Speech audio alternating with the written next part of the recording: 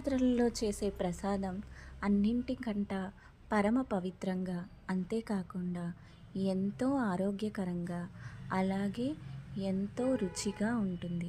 ఎందుకంటే ఇది ప్రసాదం కాబట్టి ప్రసాదానికి ఆ రుచి సాధారణంగానే లభిస్తుంది. అంతే కదండీ మరి!